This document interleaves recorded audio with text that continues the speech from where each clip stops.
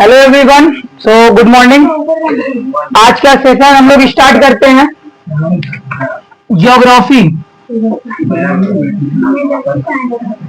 Geography, ठीक है ना। बैठिए बैठिए, नीचे बैठिए, एक लोग वहां बैठिए, एक लोग यहाँ बैठिए, ठीक है।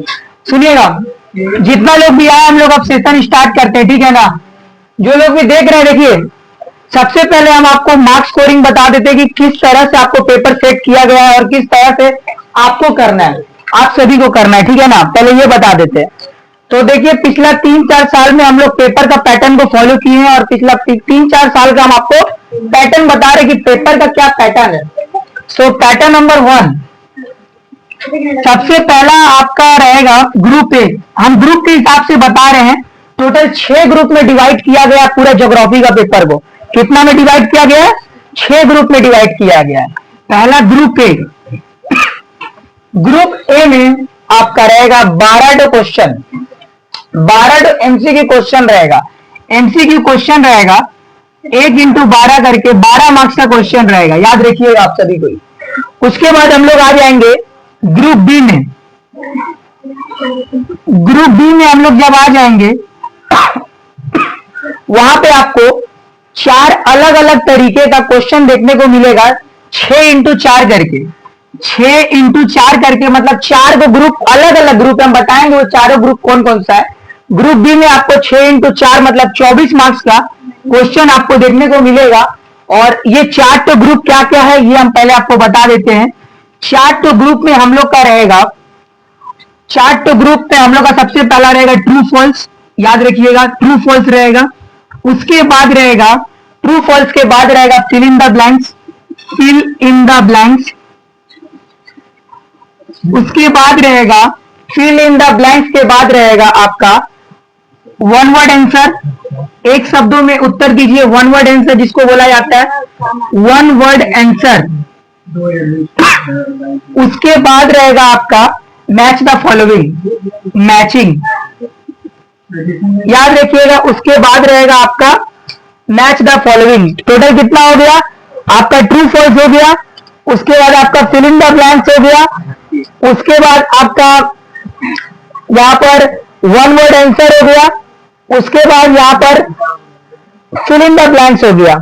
तो यहां पर टोटल आपका 6 मार्क्स, 6 मार्क्स और फिर आपका 6 मार्क्स और फिर लास्ट में मैचिंग जो रहेगा वो 4 मार्क्स का रहेगा। फिर से बोल रहे, मैचिंग जो रहेगा वो 4 मार्क्स का मैचिंग रहेगा। ध्यान रखिएगा, क्वेश्चन यहाँ पर जो एमसीक्यू है ये 12 मार्क्स का नहीं है, ये एमसीक्यू जो है वो 14 मार्क्स का है। फिर से बोल रहे हैं, थोड़ा रिपीट कर रहे हैं, एमसीक्यू आपका 14 मार्क्स का रहेगा, ट्रू फॉल्स आपका 6 मार्क्स का रहेगा, फिल इन द ब्लैंक्स आपका 6 मार्क्स का रहेगा, वन वर्ड आंसर 6 मार्क्स का रहेगा, मैचिंग 4 मार्क्स का रहेगा। टोटल ग्रुप बी में आपको देखने को मिलेगा 22 मार्क्स देखने को मिलेगा। कितना मार्क्स देखने को मिलेगा? 22 मार्क्स देखने को मिलेगा। ये 22 और ये 14 मिला के 36 मार्क्स का आपका ऑब्जेक्टिव रेडी हो गया। ग्रुप ए ग्रुप बी पास होना है, एकदम धमाकेदार परफॉर्मेंस देना है दोनों में। उसके बाद आइए ग्रुप सी में। ग्रुप सी में जब आप पहुंचेंगे तो आपका 2 × 6 करके 12 मार्क्स का क्वेश्चन रहेगा। फिर से बोल रहे, जब आप ग्रुप सी में पहुंचेंगे तो 2 × 6 करके 12 मार्क्स का क्वेश्चन रहेगा। मतलब 2 मार्क्स करके 6 को अटेम्प्ट करना है। और एक्स्ट्रा कितना दे रहा है वो हमको बताना नहीं है, 9 तो दे, 10 तो दे, लेकिन आपको 6 तो करना ही करना है। 8 को दे, 6 तो करना ही करना है। किसी किसी साल 8 को दे देता है, कभी 9 तो दे देता है, लेकिन 6 तो करना है। आपको 12 मार्क्स यहां से मिल जाएगा। ग्रुप डी में आ जाइए। ग्रुप डी में वही 12 मार्क्स का है, लेकिन 3 × 4 कर दिया गया है। ग्रुप जो डी बनाया गया है उसमें 3 × 4 कर दिया गया है, 3 × 4 कर दिया गया है। 12 मार्क्स यहां से भी आप उठा लेंगे आराम से। फिर आ जाएंगे ग्रुप ई में। ग्रुप ई में जब आ जाएंगे तो 5 × 2 करके 10 मार्क्स हो गया। यहां पर 2 तो ग्रुप मिलेगा आपको, मतलब यहां ग्रुप ई में 20 मार्क्स कवर हो गया। और लास्ट में जब आप ग्रुप एफ में पहुंचेंगे, ग्रुप एफ में, तो वहां पे आपको देखने को मिलेगा मैप पॉइंटिंग, जो कि आपका मैप पॉइंटिंग लास्ट में रहेगा, हर साल की ओर लास्ट में रहता है। ये 10 मार्क्स का आपका मैप पॉइंटिंग रहेगा, 10 गो पॉइंटिंग दिया जाएगा, कोई एक्स्ट्रा नहीं दिया जाएगा, 10 गो का 10 गो दिया जाएगा। थोड़ा जोड़ लेंगे, 14 22 36 हो गया, 36 12 48 हो गया, 48 12 60 हो गया, 60 20 80 हो गया, और 80 10 90 हो गया। 90 मार्क्स का ये टोटल बन रहा है आपका। ये आपका है पैटर्न, इस पैटर्न को पकड़ के आपको एग्जाम देना है। इसको उतारना उतार लीजिए।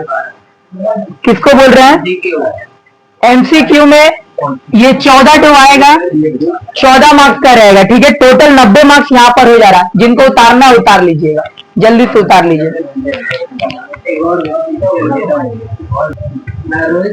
देखिए सभी को सुनिए, अगर पहला चैप्टर हम लोग का आ जा रहा है, चैप्टर स्टार्ट करने से पहले ये जो हम लोग का, देखिए ये वीडियो हम 2 पार्ट में बनाएंगे, ठीक है ना।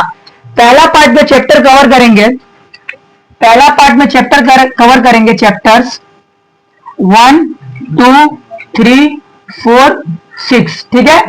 1 2 3 4 6 कवर करेंगे एक पार्ट में, और फिर दूसरा पार्ट में कवर करेंगे चैप्टर 5, क्योंकि 5 हम लोग का बहुत बड़ा चैप्टर है, तो हम सोच रहे हैं कि उसको एक इकलौता वीडियो बनाया जाए, ठीक है ना। चैप्टर नंबर 5 हम इसके बाद कवर करेंगे, आज ही कवर होगा, ठीक है ना। चैप्टर पहले हम लोग 1 2 3 4 6 कवर करते हैं, ओके। चलिए स्टार्ट करते हैं, चैप्टर 1 2 3 4 6 स्टार्ट किया जाए। आइए चैप्टर नंबर 1 स्टार्ट करते हैं। चैप्टर 1 में बहिर्गत प्रक्रम के बारे में आप लोग जानेंगे। बहिर्गत प्रक्रम होता क्या है? जब धरातल की अंदर की शक्तियां बाहर आने लगती है एवं भिन्न भिन्न रूपों का निर्माण करती है, उस अवस्था को बहिर्गत प्रक्रम कहते हैं। बहिर्गत प्रक्रम में हम लोग 3 चीज के बारे में ज्यादातर हम लोग को स्टडी करना है, डिटरमाइन स्टडी करना है। बात नहीं करेंगे, थोड़ा देखिएगा। पहला चैप्टर स्टार्ट हो चुका है।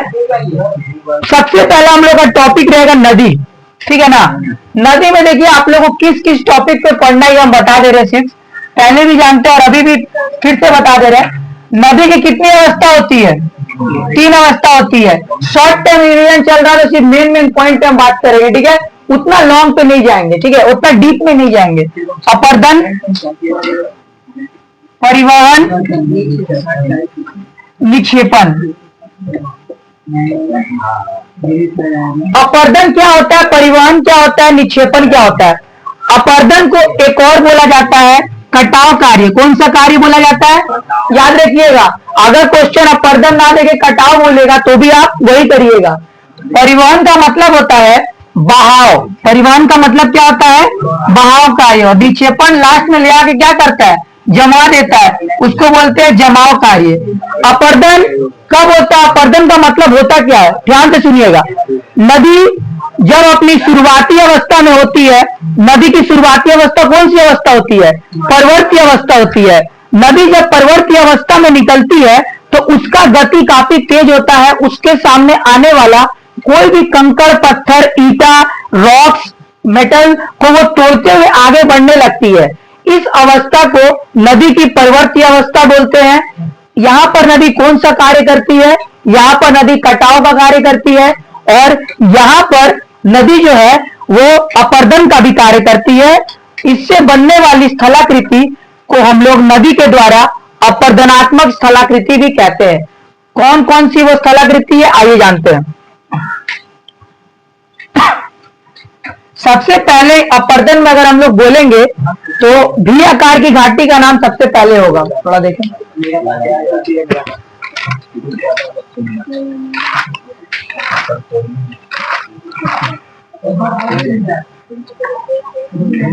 देखिए जो लोग लिखे आप लोग सिर्फ समझते जाइए, शॉर्ट टाइम रिवीजन है।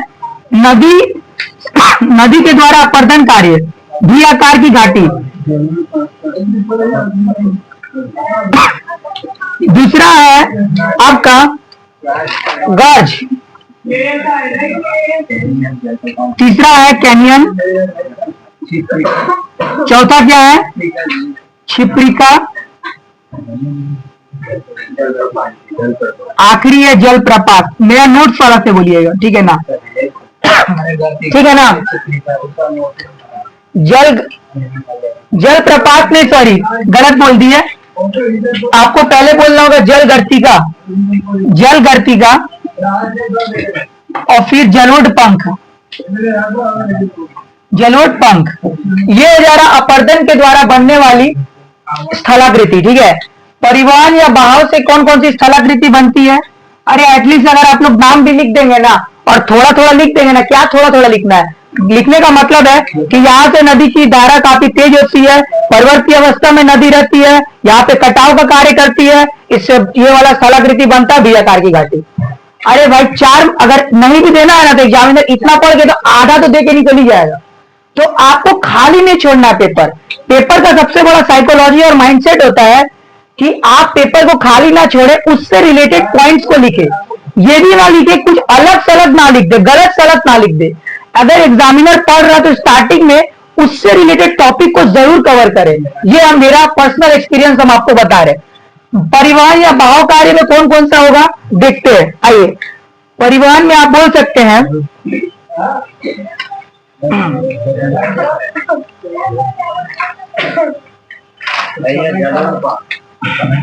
चौड़ी घाटी ऐड कर सकते हैं, कोई दिक्कत नहीं है। परिवहन का कुछ कुछ टॉपिक आप अपर्दन का लास्ट में चिपका सकते हैं, कोई टेंशन। लेकिन 3-4 तो आपको बहुत बियाकारी घाटी नहीं, ये तो एकदम प्रीमियर है एकदम कि बियाकारी घाटी अपर्दन नहीं होगा। वो लास्ट का 1-2 ऊपर नीचे भी करेंगे तो एग्जामिनर को उतना कुछ बोलेगा नहीं, ठीक है। चौड़ी घाटी के बाद आप लिख सकते हैं कि कौन सा बोल रहे हो? विसर्पण, नदी विसर्पण बोलते हैं इसको, प्रॉपर नाम है इसका नदी विसर्पण। उसके बाद क्या लिखा है? बाढ़ का मैदान। ये गोखुर झील होगा भाई, गोखुर झील। अच्छा गोखुर झील भी तो हो सकता है, गोखुर झील, गोखुर झील, हाँ बाढ़ का मैदान भी बोले थे, ठीक है। आइए बाढ़ का मैदान, उसके बाद बाढ़ का मैदान के बाद प्राकृतिक तटबंध, प्राकृतिक तटबंध, ठीक है ना। उसके बाद निक्षेपण में अगर किसी का नाम आएगा तो वो सबसे पहला नाम क्या आएगा? डेल्टा आएगा। भाई डेल्टा इज टू इंपॉर्टेंट, ठीक है ना। डेल्टा 3 प्रकार का होता है, बोलेंगे थोड़ा। चापाकार, लाइन से बोलते हैं हम लोग, त्रिभुजाकार, त्रिभुजाकार डेल्टा। उसका बाद होता है चापाकार डेल्टा, पंजाकार डेल्टा, ठीक है ना। त्रिभुजाकार का एग्जांपल बताएंगे कोई?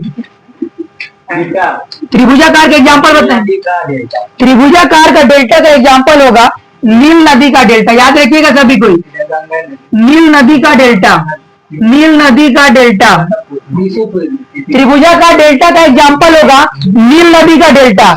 चापा का डेल्टा का एग्जांपल होगा, बोलिए, गंगा नदी का डेल्टा। विश्व का सबसे बड़ा डेल्टा कौन सा है? गंगा नदी का डेल्टा, याद रखिएगा। गंगा नदी का डेल्टा को और किस नदी का डेल्टा बोला जाता है? ब्रह्मपुत्र नदी का भी डेल्टा बोला जाता है। ब्रह्मपुत्र नदी का डेल्टा को और किस नाम से जाना जाता है? सुंदरवन का डेल्टा भी बोला जाता है, याद रखिएगा अभी आप सभी कोई। गंगा नदी का डेल्टा, ये जो गंगा नदी का डेल्टा है, ये जो ब्रह्मपुत्र नदी का डेल्टा है, ये जो सुंदरवन का डेल्टा है, यहाँ पर गंगा नदी और ब्रह्मपुत्र नदी आपस में मिलकर खत्म होती है, याद रखिएगा। डेल्टा का अर्थ वो होता है जहां पर नदी खत्म हो जाती है, गंगा नदी का डेल्टा। हम यहाँ पर ब्रह्मपुत्र नदी भी लिख दे रहे, ब्रह्मपुत्र। पश्चिम बंगाल में गंगा नदी को किस नाम से जाना जाता है? पश्चिम बंगाल में गंगा नदी को किस नाम से जाना जाता है? हुगली, ठीक है ना, याद रखिएगा। जब वो प्रवेश करती है, जब भागीरथी नदी प्रवेश करती है बंगाल में, तो वो 2 भागों में बढ़ जाती है। एक भाग जो बांग्लादेश चला जाता है उसको पद्मा नदी बोलते हैं, और एक जो पश्चिम बंगाल में आ जाती है that is called Hooghly river. Okay, Hooghly नदी। ये जो अपना देख रहे कलकत्ता में बहने वाली ये जो नदी है, ये हुगली नदी है। पंजाब का डेल्टा का एग्जांपल बोलेंगे, मिसिसिपी मिसौरी का डेल्टा, याद रखिएगा। मिसिसिपी मिसौरी का डेल्टा, मिसिसिपी मिसौरी का डेल्टा। उसके बाद आप एक और लिख सकते हैं अगर आपका मन करे तो। डेल्टा इतना लिखने के बाद तो काम आपका हो जाएगा, ठीक है ना। चलिए, नदी का अपर्दन खत्म। अपर्दन मतलब नदी की स्टार्टिंग अवस्था है नदी, उसके सामने कोई भी कंकड़ पत्थर बालू आएगा उसको तोड़ते हुए आगे बढ़ेगी।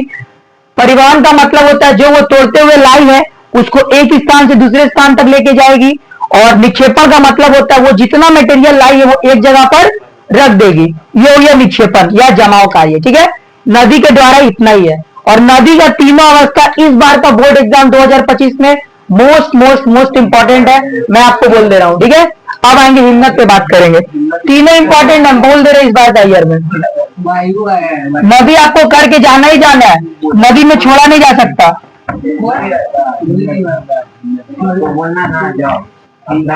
उतारा हुआ है आप लोग का, करवाया हुआ है।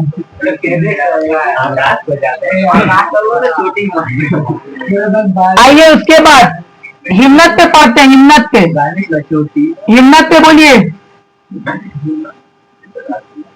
देखिए इस बार हम सिर्फ अप लिखे, अप का मतलब अपर्दन समझ लीजिएगा, समय की सीमा है। परी, परी मतलब परिवहन समझ लीजिएगा, और यहाँ सिर्फ नीचे लिख दे रहे, इससे समझ लीजिएगा निक्षेपण। ठीक है ना, पहला वाला टॉपिक अच्छा से करवाए, इसलिए दूसरा वाला अब थोड़ा शॉर्ट शॉर्ट कराइए, सारा कुछ रिवीजन करना है। अपर्दन, अपर्दन का पहला बोलिए, अपर्दन में क्या लिखेंगे? पहला नाम तो बाबू लिखना पड़ेगा आप सभी को, यू आकार की घाटी। इसको छोड़ के आप लोग आगे नहीं बढ़ सकते। यू आकार की घाटी बोलिएगा आप लोग सभी को। यू आकार की घाटी के बाद सर्क या कोरी, ठीक है नाम बोलते रहिएगा, हम नहीं देख रहे। सर्क या कोरी, पिरामिड नुमा चोटी, पिरामिड नुमा चोटी, लटकती घाटी। आगे बोलिएगा श्रृंग, श्रृंग या पूंछ। इसमें परिवहन बोल के कुछ नहीं होता है, याद रखिएगा। मतलब या तो अपर्दन आएगा या तो निक्षेपण आएगा, ठीक है। और अगर परिवहन दे देगा अपर्दन चिपका दीजिएगा, कोई टेंशन का बात नहीं है, ठीक है। आइए निक्षेपण देखते हैं, बोलिए निक्षेपण में, बोलिए निक्षेपण में तो एक ही नाम है, हिमोड़। अच्छा कोई बोलेगा हिमोड़ किसको बोलते हैं? अच्छा हिम्मत किसको बोलते हैं? बोले हिम्मत बर्फ के बड़े बड़े टुकड़े जो अपने स्थान से अलग जगह जाकर तैरते हैं महासागरीय धरती पर, महासागरीय जल में। बर्फ के विशाल विशाल टुकड़े जो महासागरीय जल स्तर पर कहीं दूर जाकर तैरते हैं, उनको हिम्मत कहा जाता है, याद रखिएगा। हिम्मत के द्वारा बनने वाली स्थलाकृति अपर्दन या तो आएगा एग्जाम में, या तो निक्षेपण आएगा। परिवहन अगर आ गया तो आप अपर्दन लेके बना सकते हैं, ठीक, बोल दिया जा रहा सबको। निक्षेपण में हिमोड़ इंपॉर्टेंट है। हिमोड़ किसको बोला जाता है? हिमोड़ बोला जाता है जब विशाल विशाल बर्फ के टुकड़े में बहुत सारा मटेरियल, बहुत सारा अवसाद, बहुत सारा मिट्टी के कण या अलग अलग पदार्थ, कचरा बहा के लेकर आता है, तो उनको बोला जाता है हिमोड़। क्या बोला जाता है? हिमोड़ बोला जाता है। हिमोड़ का अर्थ होता है कि कोई, देखिए बहुत सारा बड़ा एकदम दुनिया में पानी बहुत ज्यादा है, उस पानी में आपका अंटार्कटिक ओशन के पास ज्यादातर ये हिम्मत पाया जाता है। तो हिम्मत में क्या देखने को मिलता है कि हिम्मत का टुकड़ा बहुत दूर जाके बह रहा है, उसमें बहुत सारा कचरा लगा हुआ है। कचरा का अर्थ यहाँ पर हो जा रहा है कि अलग अलग अवसाद, अलग अलग मिट्टी के टुकड़े, वो सब को हम लोग एक संगठित रूप में क्या बोलते हैं? हिमोड़ बोलते हैं। क्या बोलते हैं? हिमोड़ बोलते हैं। हिमोड़ चार तरह का होता है। फर्स्ट नंबर पार्थिव हिमोड़, पार्थिव हिमोड़। दूसरा नंबर होता है मध्यस्थ हिमोड़। तीसरा नंबर होता है तलस्थ हिमोड़। चौथा नंबर होता है अंतिम हिमोड़। हिमोड़ चार तरह के होते हैं, चारों का नाम हम लिख दिए। और कुछ है क्या? निक्षेपण में बस हिमोड़ लिखा है, और कुछ था? बस एक ही हिमोड़ टॉपिक ही था, ठीक है। तो हिम्मत का आप दो टॉपिक कर लीजिएगा, डन डन ना। उसके बाद आइए पवन, अगर बोल रहे हैं तो पवन का अपर्दन मत कीजिएगा। पवन का अपर्दन, पवन भी दो प्रकार से पढ़ना है, एक अपर्दन पढ़ना है। अच्छा इसको मिटा देते हैं, फिर उसके बाद उसके बारे में बात करेंगे।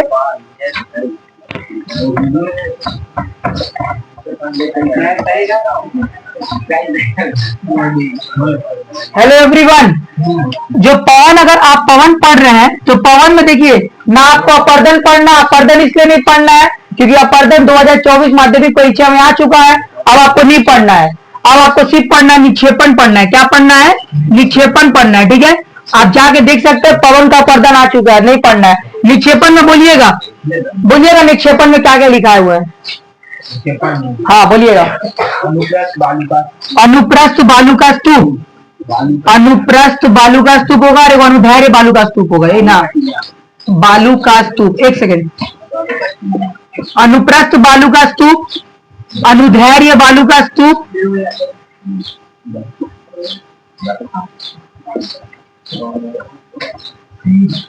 उसके बाद बोलिएगा बालू का टीला, बालू का टीला, उसके बाद बोलिएगा बरखान, बरखान, उसके बाद बोलिएगा लोयस।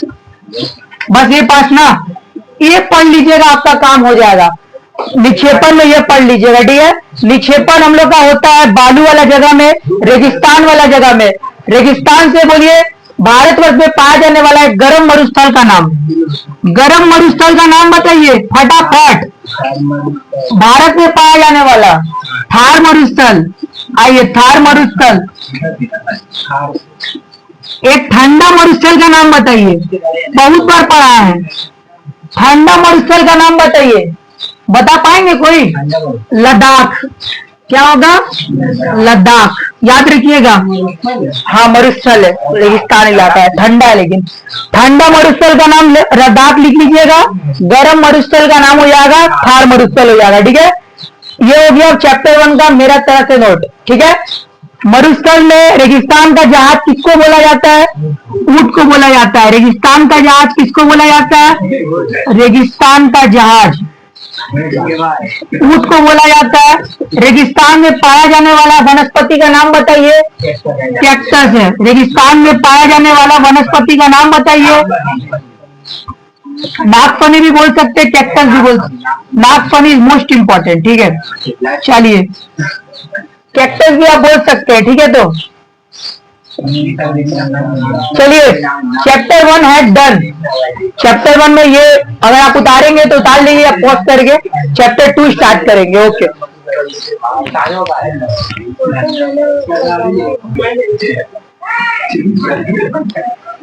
आइए चैप्टर 1 कंप्लीट हो चुका है। अगर आपको कोई भी डाउट है तो नीचे में मेरा नंबर दिया होगा, आप आराम से जाकर उस नंबर में कांटेक्ट करेंगे और हमसे बात कर लेंगे, ठीक है। चलिए नेक्स्ट आइए चैप्टर 2। इसके पहला वाला भी हिस्ट्री का दिया हुआ है, उसमें थोड़ा सा वीडियो क्वालिटी लो हो गया है, तो बट हमने बोला जो उससे आप समझ पाएंगे और सिलेबस को कंप्लीट कर पाएंगे, ठीक है ना। तो आराम से जाके उसको भी देख लीजिएगा, कोई चिंता का बात नहीं है। चैप्टर 2, ठीक है। आइए चैप्टर 2 में बात करते हैं। चैप्टर 2 देखिए, चैप्टर 2 एक बहुत बड़ा चैप्टर है और मार्क्स बहुत ज्यादा आने का चांसेस है इस चैप्टर में, ठीक है ना। सभी लोग बोल रहे हैं चैप्टर 2 जो चैप्टर है ना उसमें ज्यादा मार्क्स आने का चांसेस है।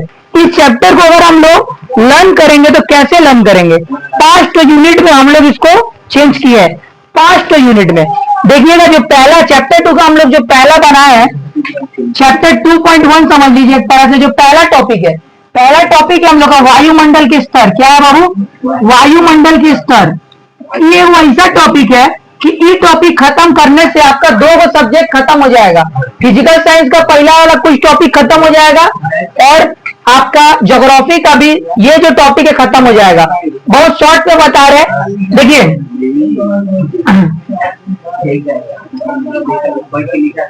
ये हम लोग का अर्थ है, ये हम लोग का क्या है? अर्थ है, ठीक है ना। That is the surface of the earth. My diagram is not too good, but it's okay. देखिए ये हम आपको एक सरफेस समझाने का कोशिश कर रहे हैं। सबसे पहला वाला जो स्तर होता है उसको क्षोभ मंडल बोला जाता है। क्या बोला जाता है? क्षोभ मंडल बोला जाता है। अगर आप अभी तक कुछ भी पढ़ाई नहीं की है तो ये वाला भी पढ़ के अब ये देख के आप आराम से 5 या 6 मार्क्स के लिए तैयार हो सकते हैं। इस टॉपिक से 5 या 6 मार्क्स आना कंफर्म है 90 मार्क्स का पेपर में। अब वो 5 या 6 मार्क्स कैसे देगा वो हम नहीं बता पा रहे। एमसीक्यू कैसे भी करके 5 से 6 मार्क्स इस टॉपिक से उठाएंगे। पहला वाले को बोलते हैं क्षोभ मंडल। क्या बोलते हैं? क्षोभ मंडल, ठीक है ना। दूसरे वाले लेयर को क्या बोलते हैं? समताप मंडल। क्या बोलते हैं? समताप मंडल, याद रखिएगा। तीसरे वाले मंडल को क्या बोलते हैं? बहुत सारे बुक में मध्य मंडल लिखा हुआ है, मध्य मंडल, मध्य मंडल। चौथे वाले को क्या बोलते हैं? आयन मंडल। क्या बोलते हैं? आयन मंडल बोलते हैं। और 5वां जिसका अंत नहीं है उसको क्या बोलते हैं? वायुमंडल। किसी किसी बुक में चुंबकीय मंडल का भी थोड़ा सा जानकारी दिया हुआ है, आप उसको बही मंडल के बाद में शो करा सकते हो। किसी किसी बुक में चुंबकीय मंडल भी दिया हुआ है। एट फर्स्ट दिस इज क्षोभ मंडल, it's called troposphere. What it's called? Troposphere. Troposphere क्या होता है? जितना भी मेघों का गरजना होता है, बादल का गरजना होता है, बरसात होती है, वर्षा होती है, और अलग अलग भिन्न भिन्न प्रकार के जलवायु से लेकर क्रियाएं होती है, वो सब इस मंडल में आपको देखने को मिलेगा। इस मंडल में आपको बारिश देखने को मिलेगा, इस मंडल में आपको बिजली गरजते हुए देखने को मिलेगा, डिफरेंट डिफरेंट टाइप्स का देखने को मिलेगा। नेक्स्ट हम लोग का समताप मंडल। समताप मंडल का विशेषता यह है कि यहाँ पर वायु शांत रहती है। वायु बाबू शांत रहती है। तापमान क्या होता है? समान होता है। तापमान क्या होता है? समान होता है, इसीलिए इस मंडल का नाम समताप मंडल है। तापमान की समानता एवं वायु की शांतता के लिए इस मंडल को समताप मंडल कहा जाता है। इस मंडल को इंग्लिश में स्ट्रेटोस्फीयर कहा जाता है। क्या कहा जाता है? स्ट्रेटोस्फीयर कहा जाता है।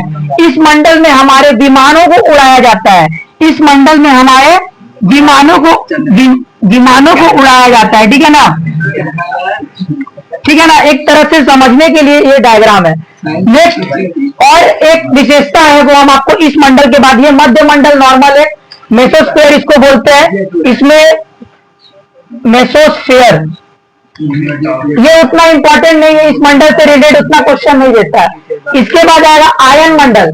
आयन मंडल में क्या होता है कि जितना सैटेलाइट भेजा जाता है, समझिए, जितना सैटेलाइट भेजा जाता है वो सारा सैटेलाइट आयन मंडल में आके शामिल हो जाता है। जितना सैटेलाइट भेजा जाता है, अर्थ के द्वारा जो रेडिएशन भेजा जाता है वो इसी मंडल से वापस अर्थ को लौटा दिया जाता है। ठीक है ना?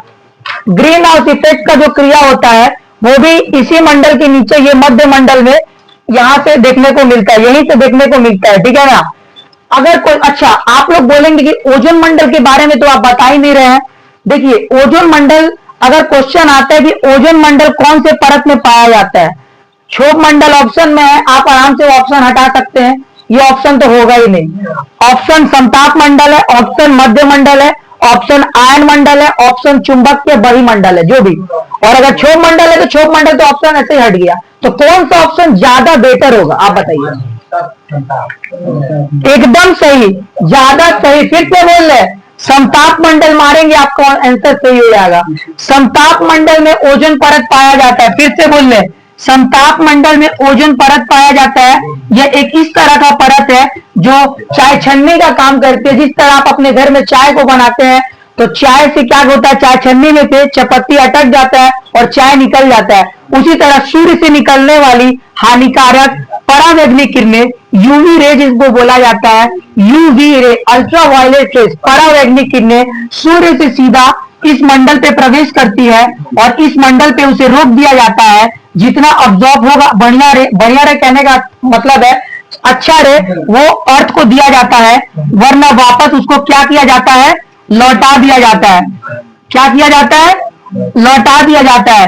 यह सूर्य से आने वाली किरण जब ओजोन परत पर लगती है, पृथ्वी की सतह पर लगती है और इसको वापस लौटा दिया जाता है। इस पुनः वापस लौटाने की क्रिया को ग्रीन हाउस इफेक्ट कहा जाता है। क्या कहा जाता है?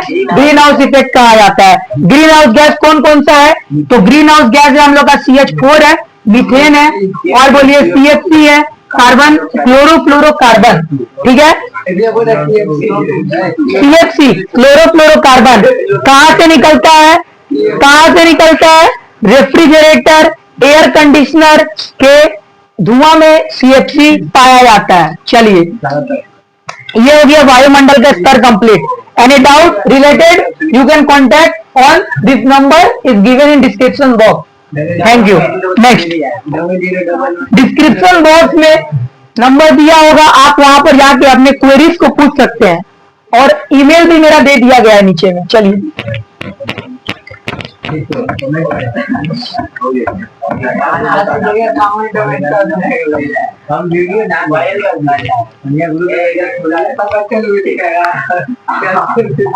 अगला टॉपिक है हम लोग का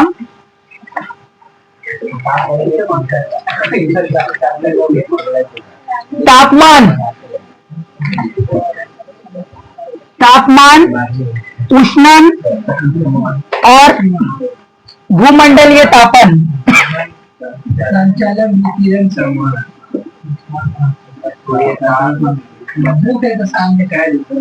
तापमान, उष्णन और भूमंडलीय तापमान। ठीक है, सुनिएगा, इसके अंदर आप लोग को 3 पॉइंट अच्छे से पढ़ लेना है, और कुछ पढ़े ना पढ़े। जो पृथ्वी गर्म हो रही है, गर्म क्यों हो रही है, गर्म कैसे हो रही है, तो 3 गो विधि है, उसका तीनों विधि का नाम पढ़ लीजिएगा। पहला विधि का नाम क्या है, बोलिएगा, संचलन। वेरी गुड, संचलन। उसका बाद बोलिएगा संवहन, और फिर सौर विकिरण, यही ना। आप उसको विकिरण भी बोल सकते हैं, आप उसको सौर विकिरण भी बोल सकते हैं, कोई दिक्कत नहीं है। सौर विकिरण कंप्लीट हो गया। इसके बाद आपको पढ़ना है तापमान को प्रभावित करने वाले कारक। तापमान को प्रभावित करने वाले कारक, तापमान को प्रभावित करने वाले कारक और वायु दाब को प्रभावित करने वाले कारक। एक क्वेश्चन हमको लगता आएगा, वायु दाब को प्रभावित करने वाले कारक, तापमान को प्रभावित करने वाले कारक और वायु दाब को प्रभावित करने वाले कारक। इसके बाद पढ़ेंगे आप लोग ताप कटिबंध। क्या पढ़ेंगे, ताप कटिबंध। ताप कटिबंध जिनको नहीं पता उनके लिए एक इसको और एक्सप्लेन कर दे रहे, ताप कटिबंध। ठीक है, देखिएगा, मिटा दे रहे।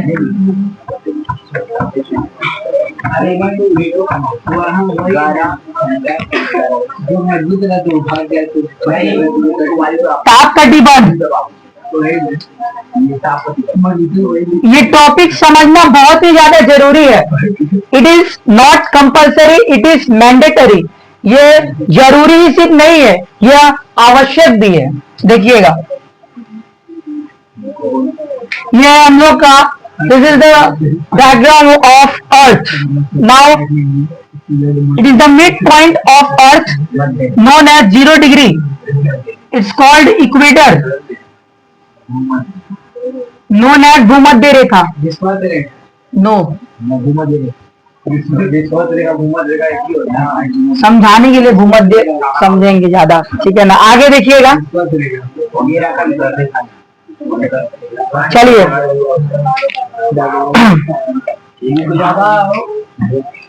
पहले, सबसे पहले हम आपको कुछ अक्षांशों में इसको डिस्ट्रीब्यूट कर दे रहे हैं।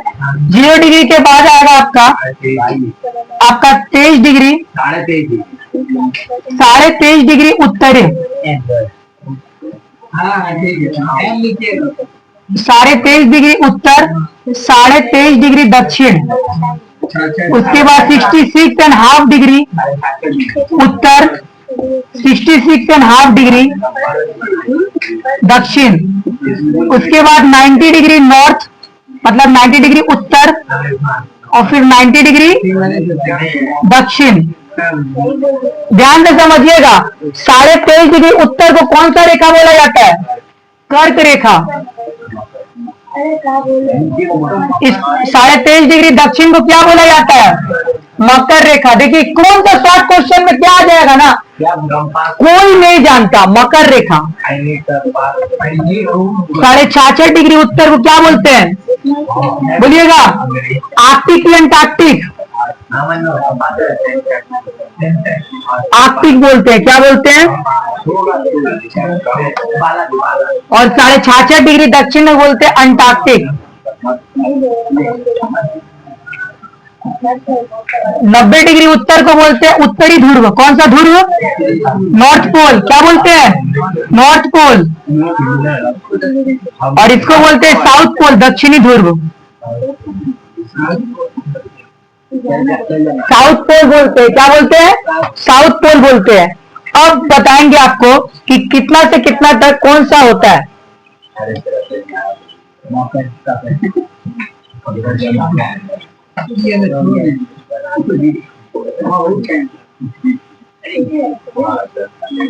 देखिएगा ध्यान से,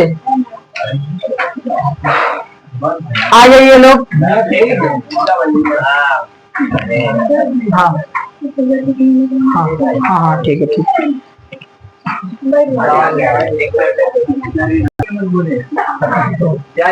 चलिए, हेलो हेलो एवरीवन, वापस से स्टार्ट कर लेते हैं। ये वाला हम लोग का डायग्राम हो रहा था ताप कटी बम, ठीक है ना। आप थोड़ा इधर आ जाइए ना, वो बैठ जाएंगे लोग। सिर्फ बैठना है, सुनना, कोई दिक्कत नहीं है। चल अपलोड हो जाएगा, कोई दिक्कत नहीं है। हाँ हाँ आराम से। चलिए इसको थोड़ा सा और देख लेते हैं, ठीक है ना। 0 डिग्री भूमध्य रेखा, इसको विषुवत रेखा भी बोला जाता है। इसके ऊपर आता है 23.5 डिग्री उत्तर कर्क रेखा। इसके नीचे उसके ऊपर आता है 66.5 डिग्री उत्तर अंटार्कटिक वृत्त, और इधर है 90 डिग्री उत्तर, उसको बोलते हैं नॉर्थ पोल, उत्तरी ध्रुव। दक्षिण में होता है मकर रेखा, अंटार्कटिक वृत्त, दक्षिणी ध्रुव। दक्षिणी ध्रुव को साउथ पोल बोला जाता है। क्या बोला जाता है इसको, बोलेगा आप लोग, क्या बोला जाता है, साउथ पोल बोला जाता है। अगर ताप कटिबंध देख रहे हो, 3 तो ताप कटिबंध होता है। कितना ताप कटिबंध होता है, 3 तो होता है। उष्ण ताप कटिबंध, उष्ण ताप कटिबंध, शीतोष्ण ताप कटिबंध। मात्रा में मत जाइएगा, ठीक है ना। थोड़ा हो सकता है मात्रा थोड़ा ऊपर नीचे हो जाए। हम क्या बोल रहे हैं उसको आप सुनिएगा, उस पर ध्यान दीजिएगा। शीतोष्ण ताप कटिबंध एंड लास्ट शीत कटिबंध। अब आपको बताएंगे कि कौन सा उष्ण कटिबंध है। उष्ण कटिबंध जो होता है वो 23.5 डिग्री, फिर से बोले देखिएगा, 23.5 डिग्री नॉर्थ लिख दे रहे, N for north, N for उत्तर, से लेके 23.5 डिग्री दक्षिण तक आप इसको बोल सकते हैं। एक लाइन हो गया। 23.5 डिग्री नॉर्थ से लेकर 23.5 डिग्री दक्षिण तक आप इसको बोल सकते हैं। तो यहाँ पर वर्ष भर सूर्य की किरणें लंबवत पड़ती है। कैसी पड़ती है, लंबवत पड़ती है, जिस कारण इस रीजन में जितने देश है, most of them African countries, वो सब का क्या देखने को मिलता है, बहुत ही ज्यादा गर्मी देखने को मिलता है, बहुत ही ज्यादा ताप देखने को मिलता है इस रीजन में। यह रीजन कंप्लीट। नेक्स्ट शीतोष्ण ताप कटिबंध। शीतोष्ण ताप कटिबंध 2 प्रकार का होता है। शीतोष्ण ताप कटिबंध 2 प्रकार का होता है। एक तो को बोलते हैं उत्तरी शीतोष्ण ताप कटिबंध, शीतोष्ण सिर्फ लिख दे रहे हैं जगह की कमी के कारण, उत्तरी शीतोष्ण ताप कटिबंध। और दूसरा होगा दक्षिणी शीतोष्ण ताप कटिबंध। उत्तरी शीतोष्ण ताप कटिबंध ये वाला होगा, इसको हम देखिए ऐसे हम डॉट डॉट डॉट डॉट करके हम एक्सप्लेन कर रहे हैं। और जो दक्षिणी शीतोष्ण ताप कटिबंध है वो ये वाला होगा, जिसको हम डॉट डॉट डॉट करके बोल रहे हैं, ठीक है। जो ये ताप कटिबंध है 2 भागों में विभाजित होती है, उत्तरी शीतोष्ण ताप कटिबंध, दक्षिणी शीतोष्ण ताप कटिबंध। उत्तरी शीतोष्ण ताप कटिबंध 23.5 डिग्री उत्तर से लेकर 66.5 डिग्री उत्तर तक पाया जाता है। दक्षिणी शीतोष्ण ताप कटिबंध 23.5 डिग्री दक्षिण से लेकर 66.5 डिग्री दक्षिण तक पाया जाता है। ठीक, आराम से 3 से 4 से 5 लाइन आप लोग बना चुके हैं इसके बारे में। डायग्राम बनाएंगे 6-7 लाइन हो गया, ठीक है ना। और क्या लिखेंगे, यहाँ पे सूर्य की किरणें लंबवत से थोड़ा घटती चली जाती है और कोण थोड़ा नीचे गिरते चला जाता है, जिससे हल्का हल्का ठंडा यहाँ देखने को मिलता है। भारत में पाया जाने वाला, भारत के बीचों बीच से गुजरने वाला रेखा को क्या कहते हैं, कर्क रेखा। याद रखिएगा, भारत, ये हम लोग का भारत यहाँ पर है, ठीक है ना। भारत के बीचों बीच कौन सा रेखा पाया जाता है, कर्क रेखा पाया जाता है। याद रखिएगा, भारत के बीचों बीच कौन सा रेखा पाया जाता है, कर्क रेखा पाया जाता है। याद रखिएगा, गुजरात के पोरबंदर से लेकर अरुणाचल प्रदेश तक फैला हुआ है।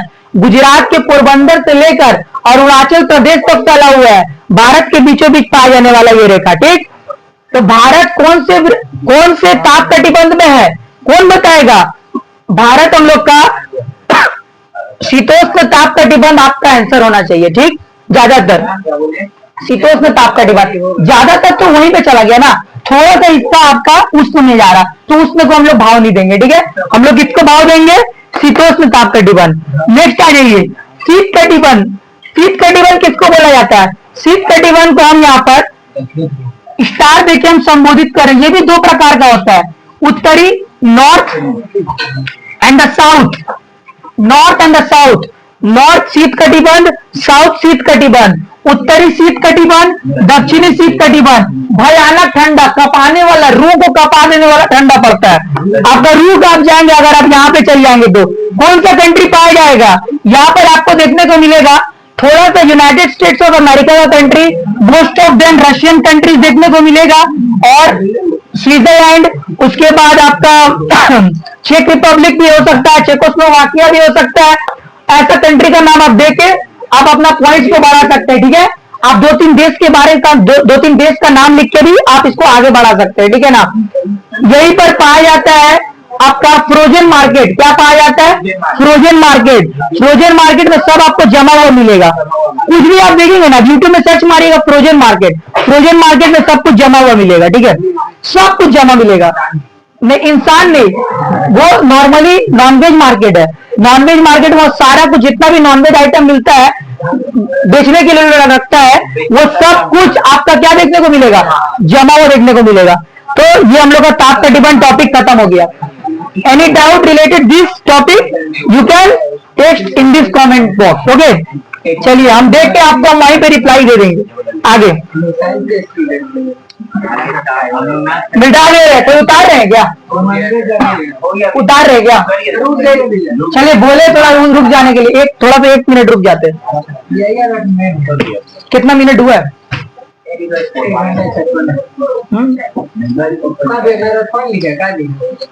किधर बोल रहे? नॉर्थ आओ।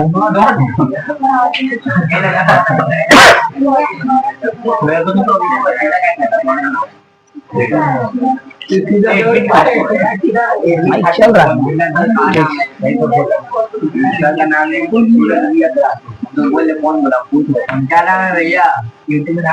शिक्षा कला यूट्यूब में नाम है सूरज पांडे @ शिक्षा कला। नहीं, ऐसे नाम है बस शिक्षा कला। लिंक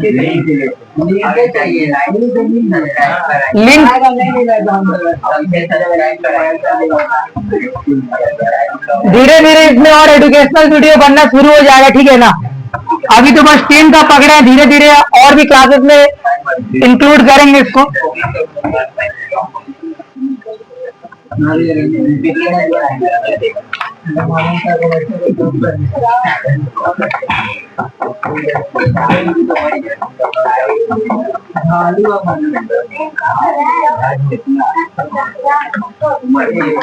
वायुदाब पेटी देखिए चैप्टर को और क्या क्या पढ़ेंगे मुझे हम पढ़ के आपको बता दे रहे। देखिए वायुदाब पेटी, हेलो एवरीवन, वायुदाब पेटी पढ़ेंगे जिसमें अलग अलग वायुदाब के ऊपर में आपको पढ़ना होगा। बैरोमीटर जरूर से पढ़ लीजिएगा। क्या पढ़ लीजिएगा? बैरोमीटर पढ़ लीजिएगा। आगे पवन में आ जाइए, बहुत भयानक टॉपिक है पवन। पवन कितना प्रकार के होता है? पवन आपका पवन टॉपिक बहुत भयानक टॉपिक है। देखिए पवन,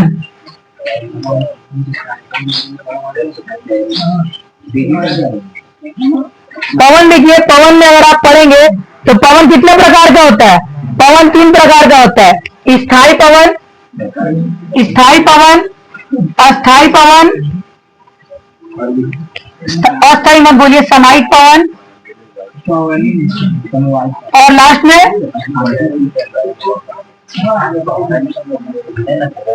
स्थानीय पवन। इसका आई थिंक आपको हम चार्ट बनवाए थे ना, टेबल बनवाए थे ना जब पवन पढ़ा रहे थे, तो ये और एक्सप्लेन होगा। स्थायी पवन और ज्यादा एक्सप्लेन होगा। स्थायी पवन को और क्या उसके अंदर आ सकता है? स्थायी पवन के अंदर आ सकता है व्यापारिक हवा। हम फिर से एक बार करा दे रहे, देखिए व्यापारिक पवन, पछुआ पवन,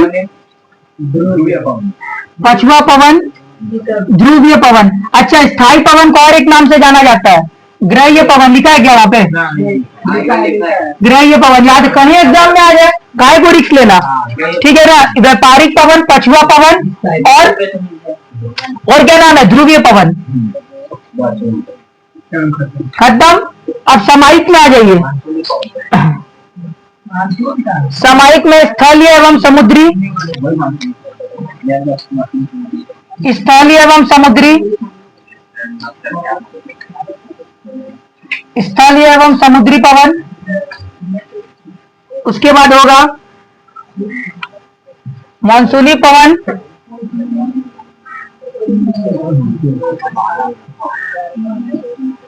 उसके बाद होगा पर्वतीय तथा घाटी पवन, पर्वतीय तथा घाटी पवन। लास्ट ये क्या लिखा था ये वाला, स्थानीय पवन। देखिए ध्यान से, स्थानीय पवन, ठीक है। स्थानीय पवन में क्या क्या देंगे? स्थानीय पवन में गरम और ठंडी धारा लिखेंगे। गरम धारा, ठंडी धारा, गरम धारा, ठंडी धारा। तो गरम धारा में कौन कौन सा देंगे, नाम बताइए। गरम धारा में कोई 3-4 का नाम बताइए। फोन, क्या बताएंगे? फोन, चिनुक, और क्या बोलेंगे? सिरको, सिरक्को, लू, क्या बोरा, मिस्ट्रॉल और बोरा आपका ठंडी हवा। मिस्ट्रॉल और बोरा ये ठंडी धारा है। गर्म हो जा रहा है आपका ये सब, और ठंडी हो जा रहा है दो, ठीक है ना। इसके अलावा भी ना और 2 पवन का जिक्र किया गया है आपका ज्योग्राफी में, जिसको आपको थोड़ा सा स्टडी करना होगा। पहला चक्रवात, जिसको अनियमित पवन बोला जाता है। कौन सा पवन बोला जाता है? मतलब अचानक उठता है। इन लोगों का कोई माई बाप नहीं है, इन लोगों का कोई माई बाप नहीं है, ठीक है ना। अनियमित पवन मतलब इन लोग अचानक उठेगा, इन लोग का कोई नहीं है, ठीक है ना। चक्रवात बोलते हैं, प्रति चक्रवात बोलते हैं, ठीक है ना। यही है पूरा पवन, और इसके अलावा और पवन कुछ है नहीं, ठीक है। उतार लिए थोड़ा सा।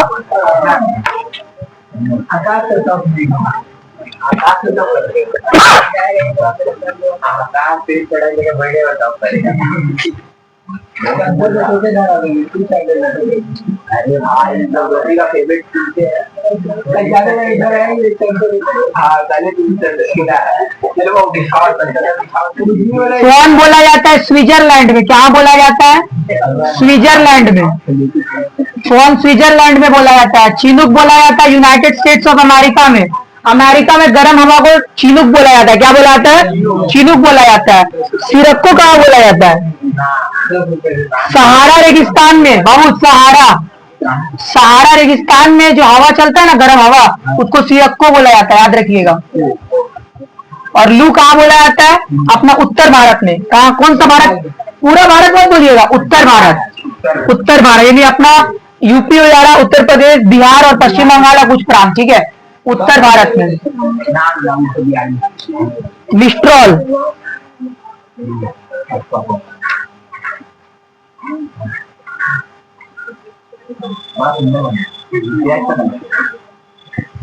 बोरा आपका इटली में चलता है, इटली में ठंडा हवा है, ठीक है। हवा का नाम याद है, गर्म हवा, ठंडा हवा। चलिए अब इसको हम एक्सप्लेन कर दे रहे सब टॉपिक को, आप लोग फट से उतार लेंगे। 2 मिनट दे रहे टाइमिंग, थोड़ा साइड में।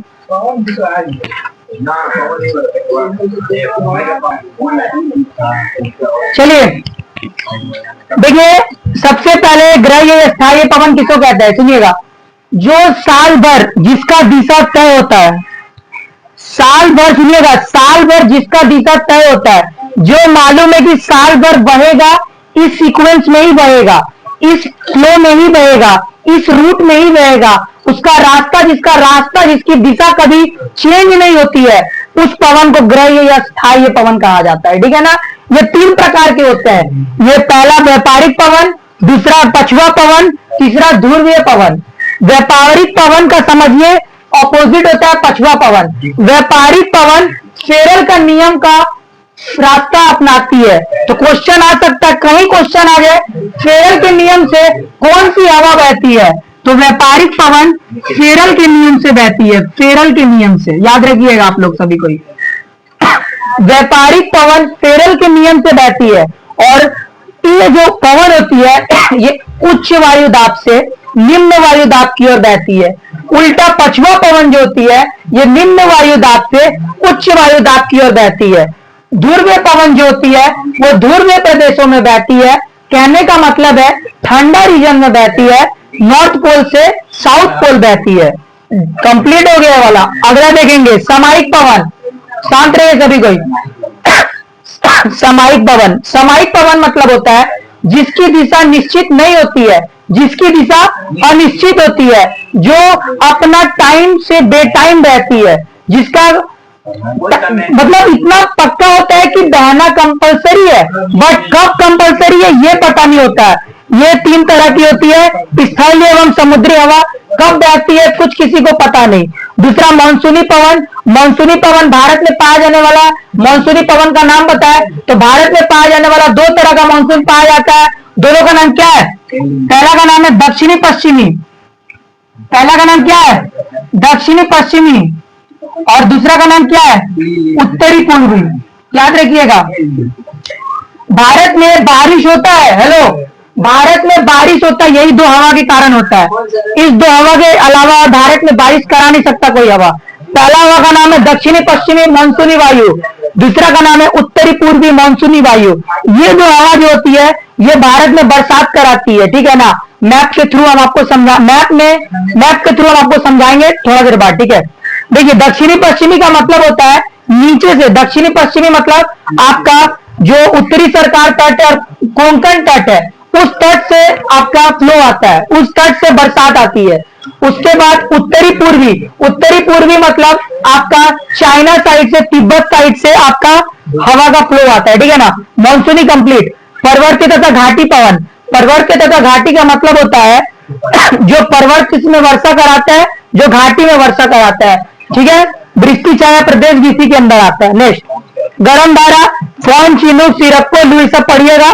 ठंडी धारा, मिस्ट्रॉल और बोरा पढ़िएगा, ठीक है। ये कहां बोला जाता है वो पढ़ लीजिएगा, इंपॉर्टेंट है।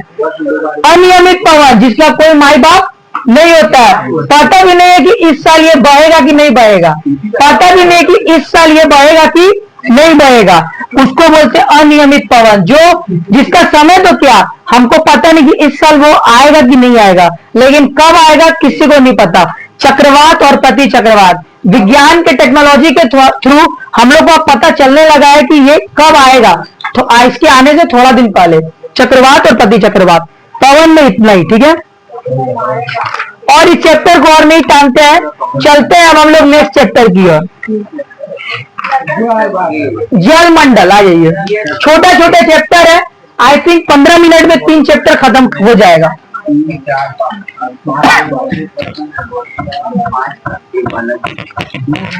5 एक अलग दुनिया, ठीक है ना जी बाबू। 5 आगे होगा। पानी उनी का व्यवस्था है, पानी उनी पी लेंगे फिर क्लास करा देंगे। पहला हाँ उठा लीजिए, आपको बात करिए। चैप्टर 3 जल मंडल। देखिए जल मंडल, एवरीवन जल मंडल। देखिए जल मंडल में आपको समझना होगा सबसे इंपॉर्टेंट इसमें 2 टॉपिक है, अरे बातचीत नहीं, लहर और धारा। इसके अलावा तो चैप्टर ही नहीं है। लहर एवं धारा, जल मंडल के अंदर में हम लोग जानेंगे लहर एवं धारा के बारे में। डिफरेंस पढ़ा दे रहे हैं आपको, डिफरेंस समझ लीजिए। लहर एवं धारा का आपको अंतर आ सकता है एग्जाम में, सुनिएगा। लहर में बोला जा रहा है सागरीय सतह के जल क्रमिक उतार चढ़ाव को लहर कहते हैं। सागर के जल को लगातार एक जगह से दूसरे जगह चलने को धारा कहते हैं।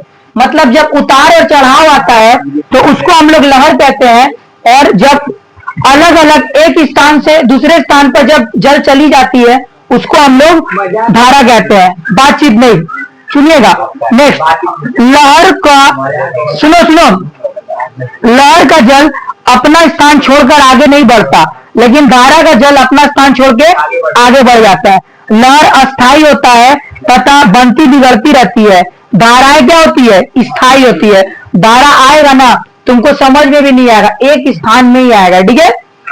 नेक्स्ट देखिएगा, लहरों की दिशा प्राय एक ही होती है। लहर आ रहा है, उत्तर से आ रहा है तो दक्षिण की ओर चला गया, दिशा एक ही होती है। लेकिन समुद्री सतह पर चलने वाली धाराओं की दिशा कभी विपरीत भी हो सकती है।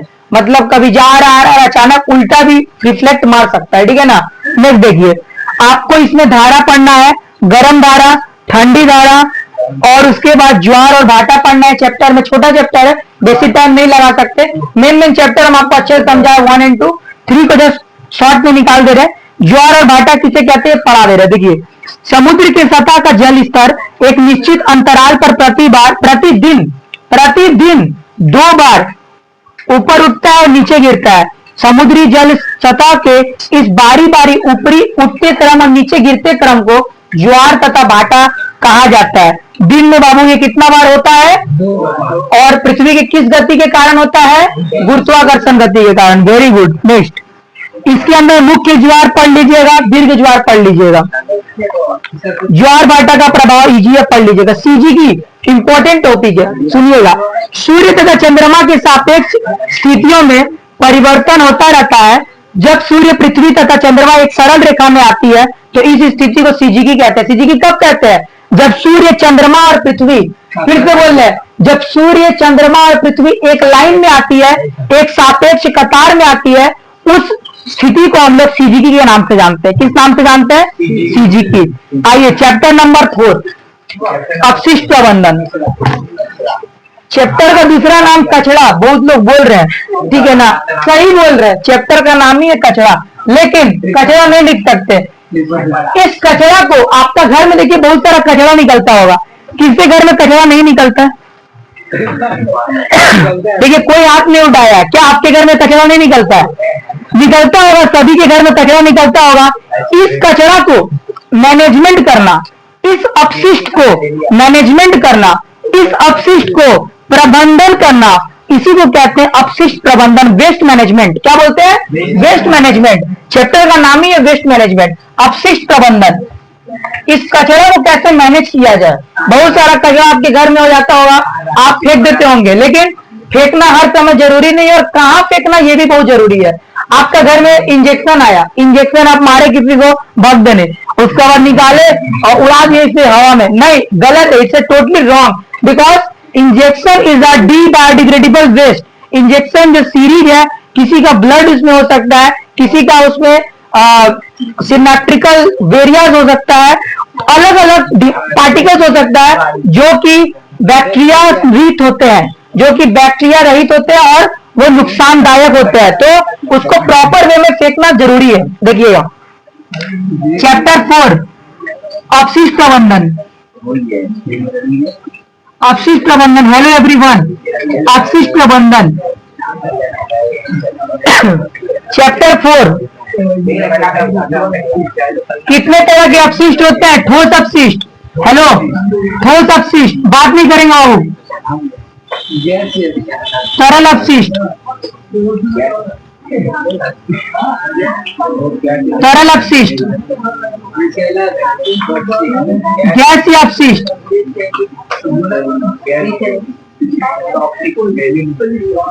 उसके बाद चौथा नंबर विषैले अपशिष्ट,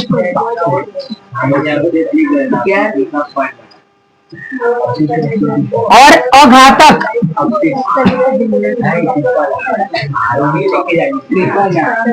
इसके अलावा भी कुछ अदर्स होते हैं, इसके अलावा भी कुछ अदर्स होते हैं, ठीक है ना, उस अदर्स को हम लोग इंडिकेट कर दे रहे हैं। घरेलू अपशिष्ट, घरेलू अपशिष्ट,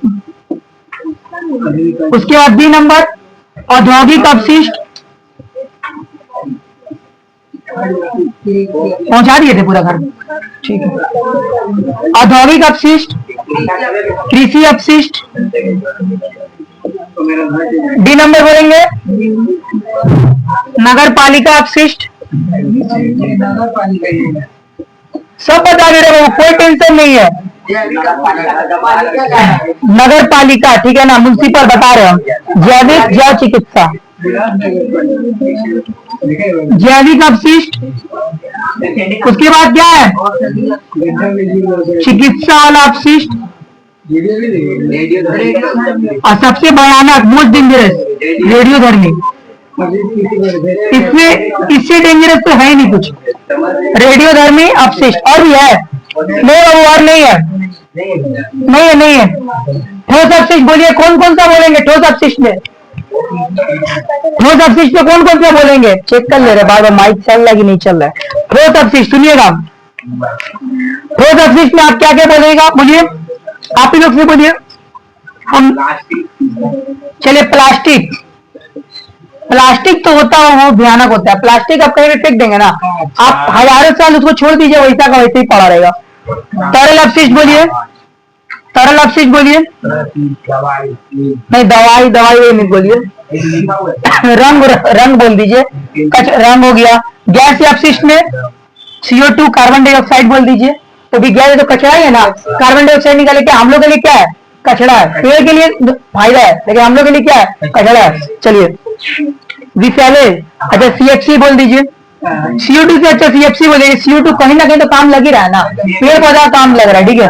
विषैले अपशिष्ट में नाम बताइए, विषैले आर्सेनिक बोल दीजिए, हावड़ा में सबसे ज्यादा आर्सेनिक पाया जाता है मालूम है ना, हावड़ा में जो पानी पीते हैं ना सबसे ज्यादा आर्सेनिक पाया जाता है उसमें, आर्सेनिक, ठीक है ना। हावड़ा में सॉरी नदिया जिला का जो पानी आप पियेंगे ना पूरा पीला हो जाता है, पूरा पीला, मतलब ग्राउंड में बहुत ज्यादा आर्सेनिक पाया जाता है। और आर्सेनिक ऐसा चीज है जो पूरा मतलब बॉडी में चला गया ना, बॉडी में आयरन को खत्म कर देगा, और फास्फोरस वो ग्राउंड के नीचे में गैस बनता है, ठीक है ना। हाँ प्राकृतिक रूप से। और घातक अपशिष्ट का नाम बताइएगा,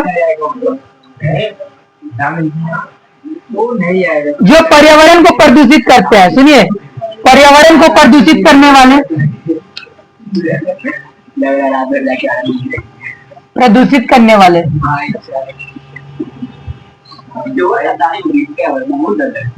घरेलू अपशिष्ट में बोलिए कचरा, क्या होगा कचरा। औद्योगिक में बोलिए,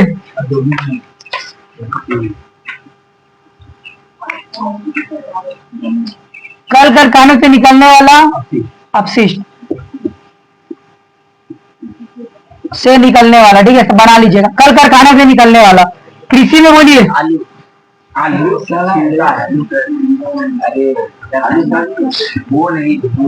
धान का डंठल, धान का डंठल देखिए,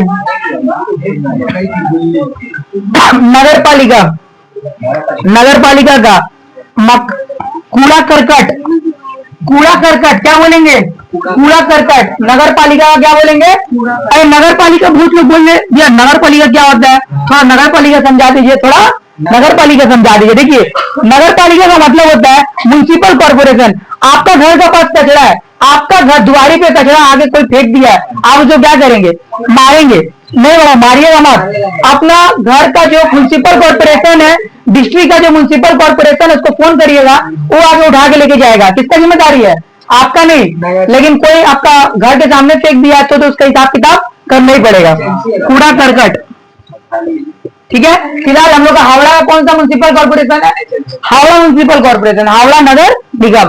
भारत का सबसे बड़ा नगर निगम का नाम BMC, Bombay municipal corporation. Bharat का सबसे बड़ा municipal corporation Bombay municipal corporation, Bombay municipal corporation. Bharat का सबसे बड़ा नगर पालिका, ठीक है, भारत का सबसे बड़ा नगर पालिका BMC, ठीक है। जैविक में बोलेंगे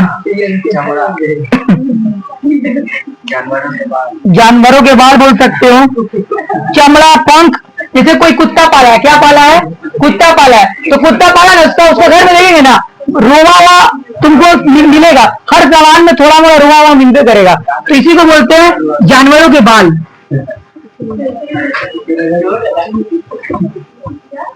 कभी कभी नुकसान करता है, कभी कभी नहीं नुकसान, अगर आपका पेट में चला जाए तो फिर नुकसान कर देगा, ठीक है ना, चिकित्सा। लेकिन फिर जिसको पशु प्रेम है तो उसको क्या बोल सकते हैं, कोई दिक्कत नहीं है। सीरिंज बोल सकते हैं आराम से, क्या बोल सकते हैं, सीरिंज। और रेडियोधर्मी में क्या बोलेंगे, यूरेनियम, यूरेनियम का खनन जब किया जाता है बहुत भयानक होता है, कोयला का खनन किया जाता है, गैस फटेगा तो सीधा तुम लोग चल जाएगा जो वहां पे काम कर रहा होगा। एक पिक्चर निकला था ना कोई कोयला का, ऐसे वो लोग गिरा था नीचे में, क्या नाम था, नहीं मिशन रानीगंज, ठीक है देख लीजिएगा आप लोग, मिशन रानीगंज बहुत अच्छा मूवी है, यूरेनियम का खनन, ठीक है। एग्जाम के दौरान मत देखिएगा, एग्जाम के बाद देख लीजिएगा यूरेनियम का खनन, बस इसमें और कुछ नहीं करना है, ये 6 चैप्टर में आ जाइए। चलिए एक तो जिसको उतारना उतार लीजिए,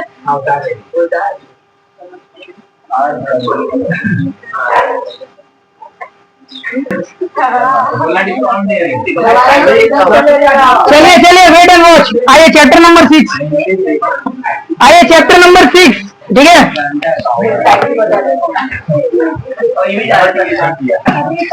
ठीक है, आप लोग चैप्टर 6 सुनिए। छोटे से चैप्टर है, चैप्टर 6 सुन के थोड़ा सा हम लोग 5 मिनट का ब्रेक ले लेंगे, ठीक है। जल्दी चैप्टर 6।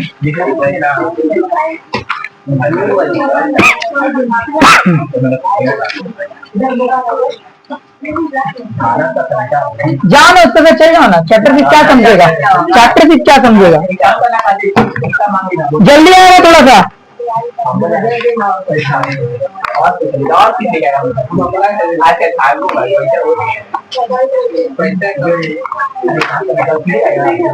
हाइलाइटर देंगे जो मार्क कर रहा हूँ। देखिए चैप्टर 6 में सबसे इंपॉर्टेंट है उपग्रह चित्र और स्थलाकृतिक चित्र। यही दो चीज में चैप्टर खत्म हो जाएगा।